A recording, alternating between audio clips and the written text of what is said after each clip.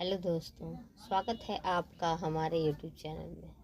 अगर यह स्टोरी आपको पसंद आए तो वीडियो को लाइक, शेयर एंड कमेंट ज़रूर करें। और जिन लोगों ने कमेंट और लाइक किया है उनके लिए थैंक यू। तो चलिए वीडियो को शुरू करते हैं।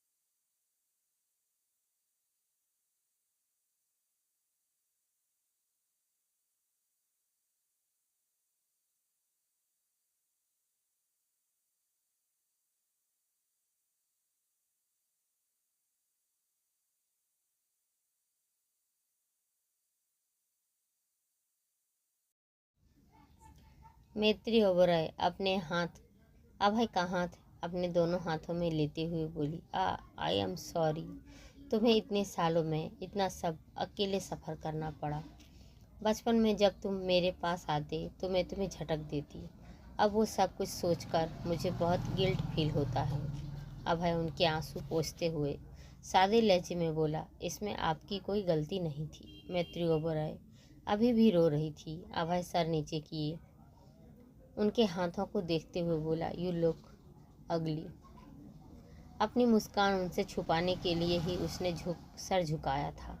मैत्री ओबराय ने सुना तो गुस्से से बोली, what rubbish, how dare you call me ugly, your face, क्या हुआ मेरे फेस को। मैत्री ओबराय ने जल्दी से मिरर में देखा। उनका चेहरा आंसुओं से भर गया था। बावजूद इसके उन्होंने अपने आप को अलग नज़र से देखते हुए कहा, मैं रोते हुए भी कितनी ब्यूटीफुल लगती हूँ। आंखें चेक कराओ तुम अपनी। इधर मन्नत को लेटे थोड़ी ही देर हुई थी कि रूहान एक मेड के सहारे उसके रूम में आया। मेड उसे बेड पर बैठाकर चली गई। मन्नत लेटे हुए उसे देखकर बोली, क्या हुआ रूहान। रूहान बहुत सीरियस था। आपको आज वैसा नहीं करना चाहिए था, इससे आपके रिलेशनशिप पर असर पड़ेगा। तुम क्या बोल रहे हो रूहान, मैंने तो कुछ किया ही नहीं। वो रिवासी हो गई। रूहान कभी इतना सीरियस नहीं रहता था। रूहान धीरे से उसके गालों को छूते हुए बोला, sis listen to me very careful. आप मैत्री आंटी से अच्छे से बात करना। अगर आप उनसे अच्छे से बात नहीं करोगे तो ब्रदर इन लॉ को आपके रिलेशन पर इफेक्ट पड़ेगा। वो आपसे नाराज़ हो जाएंगे। मन्नत हैरानी से बोली, ए भी मुझ पर गुस्सा क्यों करेंगे। रूहान तुम कुछ भी मत बोलो। थिंक अबाउट इट, वो उनकी मॉम है। अगर आप उनसे लड़ाई करोगी तो वो आपसे गुस्सा हो जाएंगे ना। फिर ना वो आपकी शिकायत ब्रदर इन लॉ से करेंगी। उन्हें आप पर गुस्सा आएगा क्योंकि वो उनकी मॉम है। मॉम मतलब सबसे इम्पोर्टेंट। हमने वो मूवी देखी थी ना, कैसे उस लड़की की मदर इन लॉ उसे पसंद नहीं करती थी। फिर वो कैसे उससे अगेंस्ट प्लानिंग करती थी। उसे माँ की तरह हिदायत दे रहा था। खुद भी बहुत फिक्र हो रही थी।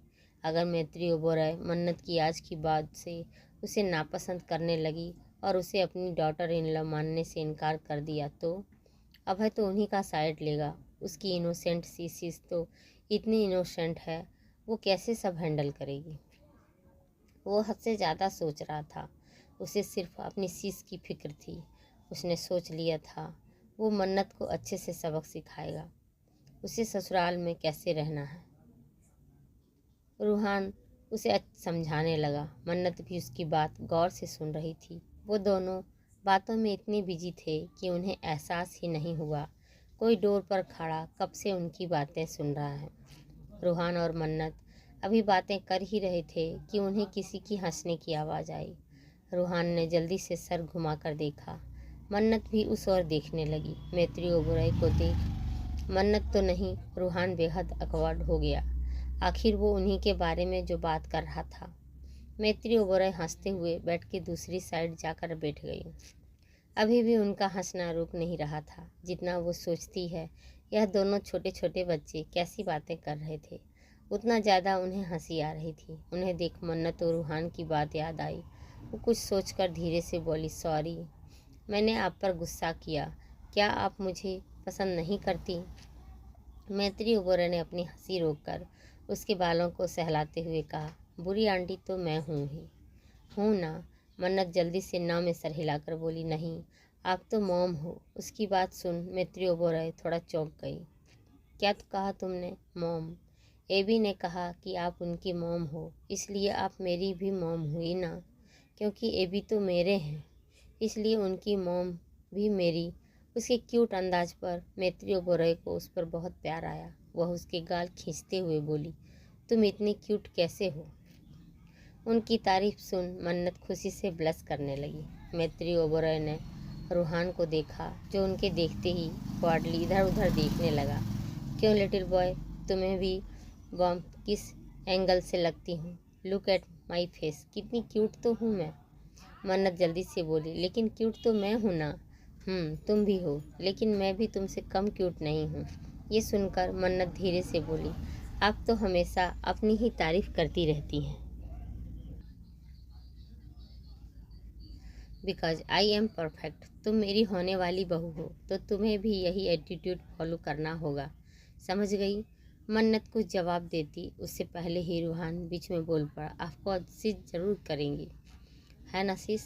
उसने मन्नत को हाँ बोलने का इशारा किया। मन्नत ने भी जल्दी से कहा, हाँ हाँ मैं करूँगी, लेकिन मुझे करना क्या है ये तो बताओ। मैत्री ओबराय रूहान के सर पर हल्का सा मारते हुए बोली, तुम चुप करो, जितनी उम्र है उतनी ही बातें करो, और मैं ऐसा कुछ नहीं करूँगी। तुम उसे ये सब सिखाना बंद करो। वो परेशानी से मन्नत को देखते हुए बोली, हाय मेरी डॉटर इन लॉ इतनी इनोसेंट है, हर कोई उसे बातों में बहला लेता है, मुझे कुछ करना होगा। वह मन्नत के सर को सहलाते हुए बोली, डोंट वरी लिटिल गर्ल, मैं आ गई हूँ ना, अब मैं तुम्हें अच्छे से ट्रेनिंग दूंगी। तुम्हें मेरे बताए सारे टिप्स फॉलो करने हैं, ओके? मन्नत तो उनकी हर बात में हाँ मिल रही थी। शायद अभी भी उसके दिमाग में रूहान की बातें चल रही थी। मैत्री ओबराय ने अपना सर पकड़ लिया, इस लड़की पर तो मुझे कुछ ज़्यादा ही मेहनत करनी पड़ी। उसी वक्त अभय रूम में आया। उसे देखते ही मैत्री ओबराय बेड से उठी और रूहान को ज़बरदस्ती सहारे से उठाते हुए बोली, चलो बच्चे, मुझे तुमसे कुछ ज़रूरी बातें करनी है। हालांकि रूहान उनके साथ जाना नहीं चाहता था, लेकिन अभी कुछ देर पहले हुए एक्सीडेंट से वह अभी तक शर्मिंदा था। लेकिन मैत्री ओबराय के आगे किसकी चल सकती थी? वो उसे ज़बरदस्ती अपने साथ टांग कर वहाँ से ले गई। अभय ने उन्हें साइड से जाते हुए देखा, फिर बेड के करीब मन्नत के पास बैठते हुए बोला, मैंने तुम्हें रेस्ट करने के लिए कहा था ना एबी, देखो मैं रेस्ट ही तो कर रही हूँ। अभय उसके होठों को टच करते हुए बोला, मैंने इसे रेस्ट देने के लिए कहा था, तुम कुछ ज़्यादा ही बोलने लगी हो। मन्नत ने उसकी उंगलियों को जल्दी से अपने दांतों के नीचे दबा लिया। वो मुस्कुराते हुए उसकी उंगलियों को काटने लगी। एबी, आपको तो दर्द ही नहीं होता, वो अभय की उंगलियों को अपने मुंह से निकालते हुए बोली। अभय ने देखा उसकी उंगली पर मन्नत के दांतों के गहरे निशान उभर आए थे। वो मन्नत की नाक खींचते हुए बोला, माई वाइल्ड रोज, चलो चेक करते हैं तुम्हें दर्द होता है या नहीं। नहीं एबी, मैं तो कितनी वीक हूँ ना, आह एबी आप कितने बुरे हो, वो चिल्लाई, क्योंकि अभय ने उसके गालों को बाइट किया था। अभय उसके उसी गाल को रब करते हुए बोला, इतना तो मैंने किया भी नहीं जितना तुम चिल्ला रही हो। एबी आपने कितना तेज किया, मैंने तो कितना धीरे से किया था, बुरे हो आप। वो उसके चेस्ट को पुश करते हुए बोली। लेकिन अभय 1 इंच भी नहीं हिला। वो उस पर उसी तरह छाते हुए बोला, धीरे से रिली। उसने अपनी उंगली दिखाई जिस पर मन्नत के दांत के गहरे निशान थे। मन्नत ने देखा तो इधर उधर देखते हुए बोली, थोड़ा सा ही तो है। इतना ही ना, थोड़ा सा लिटिल रोज। अभय ने इस बार तेजी से उसके गालों पर बाइट किया तो वो फिर से चिल्ला उठी, please I am sorry, I didn't mean that. Ruhan Maitri Oberoi के सहारे चलते हुए हिचकिचा कर बोला। मैत्री ओबराय रूहान के बाल बिगाड़ते हुए उसे घूर कर बोली, तुम आजकल के बच्चों का मूड कितना ख़राब है, उसी बात को पकड़ कर बैठे हो। मैं तुम्हें इसलिए लाई क्योंकि उन्हें थोड़ा प्राइवेसी देने। तभी उन्होंने अपना गला साफ किया। खैर छोड़ो। रूहान का चेहरा लाल हो गया, यानी वह उनकी अधूरी बात समझ गया था। मैत्री ओबराय ने उसे ब्लश करते देखा तो उसके गाल खींचते हुए बोली, तुम ही लिटिल गर्ल से कम क्यूट नहीं हो लिटिल बॉय। अब कितनी अच्छी हैं, और प्रैंक भी। रूहान को सच में वो बहुत अच्छी लगी। मैत्री ओबराय उसे घूरते हुए बोली, तुम्हें इस बात पर इतनी देर से एहसास क्यों हुआ? आर्यन पैलेस का माहौल एकदम खामोश था। पूरे पैलेस में मनहूसियत छाई थी। पृथ्वी आर्यन, जिनकी आवाज़ यहाँ हमेशा गूंजती रहती थी, अब नहीं थी। वो कोमा में थे। गौरव आर्यन भी उनके साथ हॉस्पिटल में। दिया आर्यन ने अब अपनी मनमानी शुरू कर दी। आते ही उन्होंने सबसे पहले सभी सर्वेंट को नौकरी से निकाल दिया, सिर्फ उन्हें छोड़कर जो उनके लिए काम करते थे। जिस हेड चेयर पर पृथ्वी आर्यन रौब से बैठा करते थे, इस वक्त वो उसी पर बेहद गुरूर से बैठी थी। उनका इतने सालों का ख्वाब जो पूरा हुआ था, जहां वो तब से राज करना चाहती थी, अब वो वहां की मालकिन थी। आदि उनके सामने सोफे पर बैठा था। मॉम, आपने सभी सर्वेंट को क्यों निकाला? दिया आर्यन हेड रेस्ट पर उंगली टैप करते हुए बोली, वो है ना महारानी, देखना उसकी ज़िंदगी में कैसे और ज़्यादा बदतर बनाती हूँ। सारा काम उसी से करवाऊँगी। आदि इधर उधर देखते हुए बोला, वैसे वो है कहाँ? अपने कमरे में छुप कर बैठी होगी। वैसे भी कुछ ही दिन की मेहमान है। कुछ ही दिन की मतलब? दिया आर्यन कोई जवाब देती तभी उन्हें किसी के कदमों की आहट सुनाई दी। दोनों ने एक ही वक्त पर उस ओर देखा। अक्षय को देखते ही दिया आर्यन का चेहरा खिल गया। अक्षय बिना कुछ कहे उनके सामने से गुजर गया। उसका बिहेवियर देख दिया आर्यन बेहद नाराज हो गई। अक्षय ने पहली बार स्टेयर पर कदम रखा ही था कि दिया आर्यन नाराज़गी से बोली, अक्षय आई एम सॉरी, तुम्हें पता चल ही गया होगा आज तुम्हारी माँ के लिए कितना बड़ा दिन है। कॉन्ग्रेचुलेसन, आपको जो चाहिए था आपने पा लिया। वो बिना पलटे बेहद फॉर्मल तरीके से बोल दिया। आर्यन अपने दांत पीसते हुए बोली, थैंक यू सो मच, मुझे तुमसे कुछ बात करनी है। अक्षय ने अपना सर हिलाया। शायद उसे कोई इंटरेस्ट नहीं था, फिर भी वो पलटा और जाकर सिंगल सीटर सोफे पर बैठ गया। तुम उस बेवकूफ़ लड़की को डाइवोर्स कब दे रहे हो? वो मुंह ऐंठते हुए बोली। आदि को अब जाकर उनकी और वो कुछ दिन की मेहमान इस बात का मतलब समझ आया। दिया आर्यन की बात सुन अक्षय की आईब्रो में हरकत हुई। वो सर्द लहजे में बोला, और आपको ये किसने कहा कि मैं उसे डाइवोर्स देने वाला हूँ? किसी ने नहीं, ये मेरा फैसला है। उसे डाइवोर्स देकर दफा करो।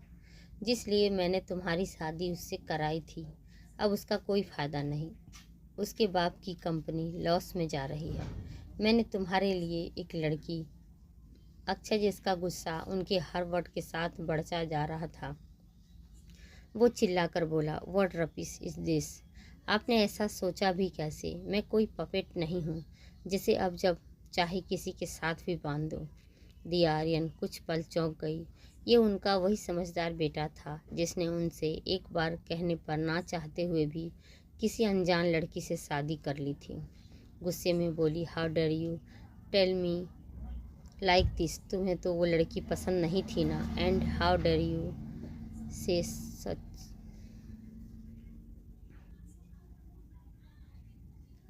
एंड हाउ डर यू से सच ए रिडिक्यूलस थिंक मॉम? वो अपने दांत पीसते हुए आगे बोला, मैं उसे पसंद करूं या ना करूं, इससे यह सच नहीं बदल जाएगा कि वो मेरी वाइफ है। एंड लास्टली मैंने उसे डाइवोर्स देने के बारे में कभी नहीं सोचा, न तब, न अब, न कभी सोचूंगा।